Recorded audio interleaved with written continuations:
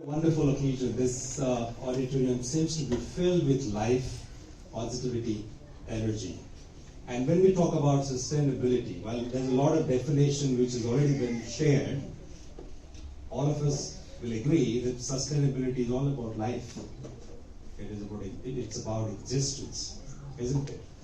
So when we talk about life and existence, we live in a world today where millions and millions and millions of books have been written on sustainability. There are hundreds of lectures delivered already. There are tons and tons of blogs and artifacts which are available which talks about this. But we still deliberate and discuss how do we find sustainability in a world today. Now, if sustainability is all about life, ladies and gentlemen, all of us want life, isn't it? We want life. We want a very fulfilling and meaningful life. We want existence. Socrates said something very interesting. He said, an unexamined life is not worth living. We want to live life, but if you have not analyzed, examined, understood the essence of life, life is not worth living.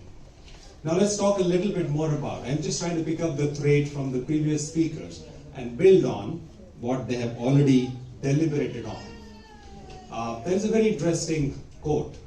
It goes like this.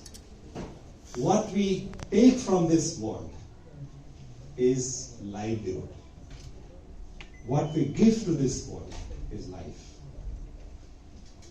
All in our life that we have spent so far, we have been taking and taking and taking. And that's what livelihood is all about. But what we want? We want life. But what we end up getting? Livelihood. We want to live life, but what we end up getting is livelihood. But life is about giving. So if we really want to live life, then we must give and give and give and continue to give. And when we talk about behaviors and action, I think that's where it begins, that we must give back to the world that we live in because we want life. A man came to Sri Sri Thakur Anukul Chandra and he said, Thakur, I am looking for happiness. I'm not finding it. I have gone to the Himalayas, I have gone to the sea, I have gone to the forest. I am not finding happiness. Sister Thakur said, you are not finding happiness? It's so easy. It's so simple to find happiness. He said, it is simple. It is easy to find happiness, but I have gone all over the place. I could have come to you straight if it is easy. I have traveled all across the universe to find happiness. Please tell me how to find happiness, where to find happiness. Sister Thakur said, make others happy. You will find happiness in plenty. Give peace to others. You will find peace in plenty. So it is so simple, so easy to find happiness. But all our life we are searching for that elusive happiness, and we don't find that. And we search for that elusive peace, what we don't find. So Sri Thakur Anukul Chandra in his clarion voice, he says, devotion brings wisdom. In wisdom, there is the sensing of self in creation. When there is this realization of self in creation, non-violence emerges, and from non-violence comes love. Sri Sri Thakur Anukul Chandra, the supreme well-wisher of mankind, says that when there is the sensing of self in creation, when I believe that everybody is an extension of me, and I am an extension of everybody else, that's where, from that realization, non-violence emerges. And non-violence leads, and from non-violence comes love. And that is what sustains life. We have been talking about sustainability. At the core of sustainability is love. because it's love alone which can sustain life, which can sustain existence. There's nothing else which can really help us achieve sustainability.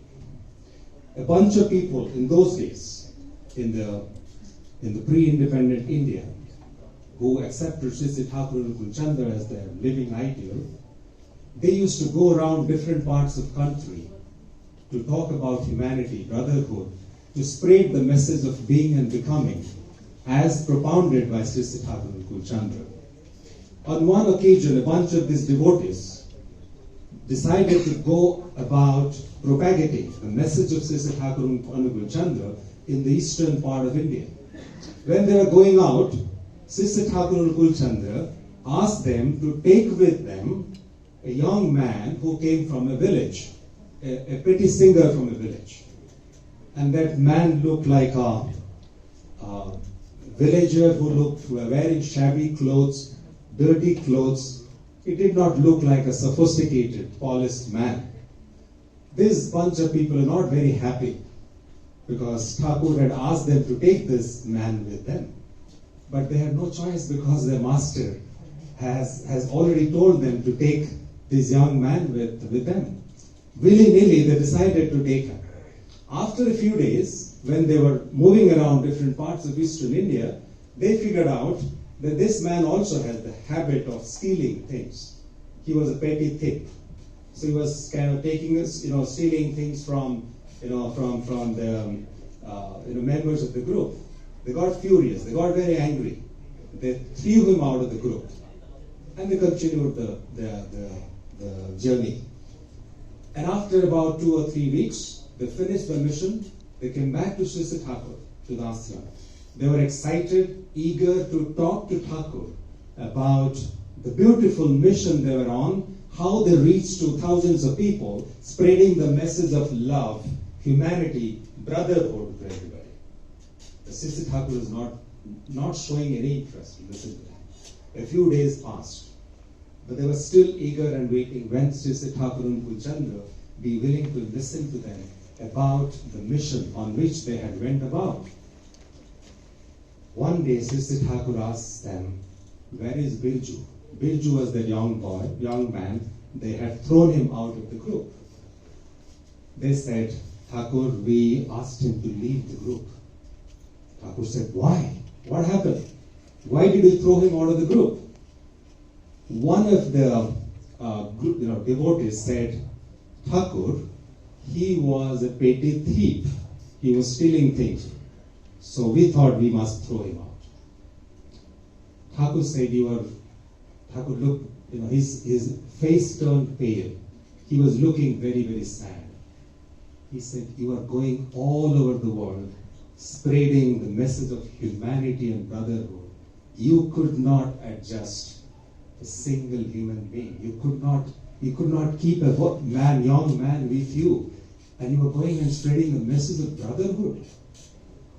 This devotee said, "Thakur, but survival of the fittest. This guy was not fit enough to be in our group."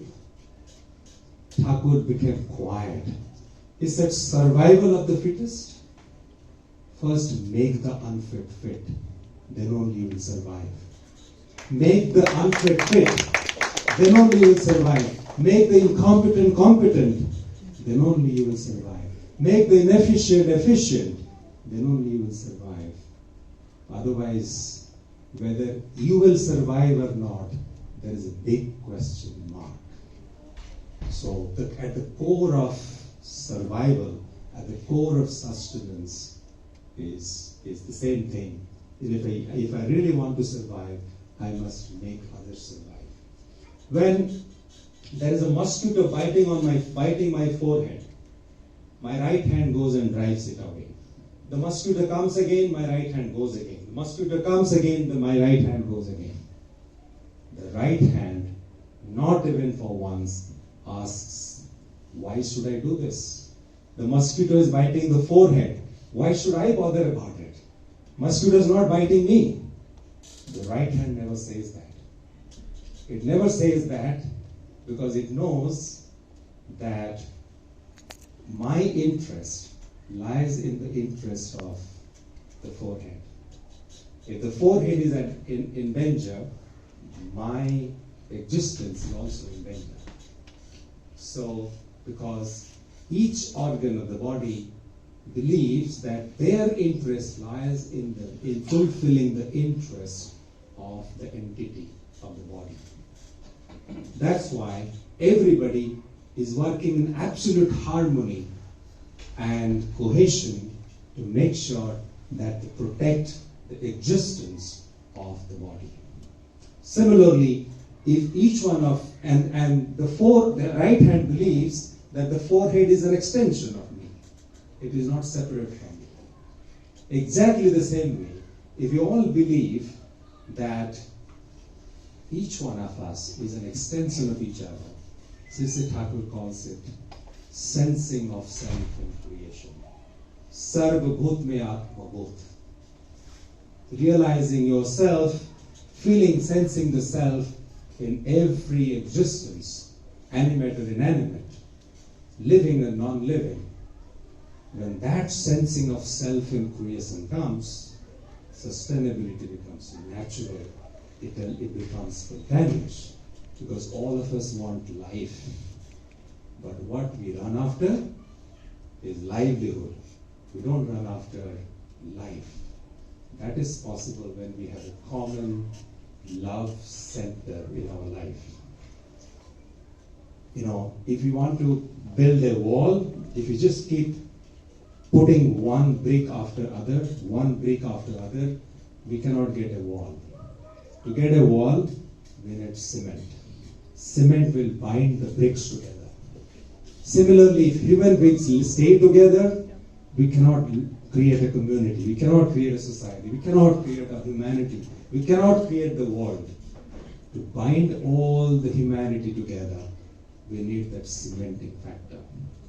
That cementing factor is a common purpose, a common ideal, a common love center.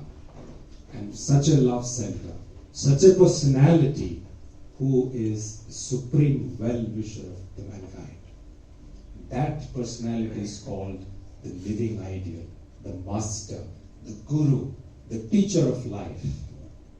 If I want to learn how to swim, I must go to a swimming teacher. If I want to learn music, I must go to a music teacher. If I want to learn how to live life, I must have a life teacher. And when that life teacher becomes the common ideal, the common interest, all of us will develop interinterestedness. Like all the organs of the body have a sense of interinterestedness because they have a common interest to protect the existence of the body. Similarly, when all of us have a common interest, who becomes the cementing factor, the life teacher, the master, the living ideal, the supreme well-wisher, such a personality comes in every age. And such a personality comes as the manifestation of human perfection. He comes as the most evolved, most reformed, most transformed personality on earth. And when we accept such a person as a life teacher, as a master, as a guru, we learn the clue of living life. We learn how to live our life. Sustainability, as we began by saying, is all about life. And when we have the supreme well-wisher of humankind, accept him as the master, we learn the clue of living life. I know that we're running out of time. Just one thing I would like to say.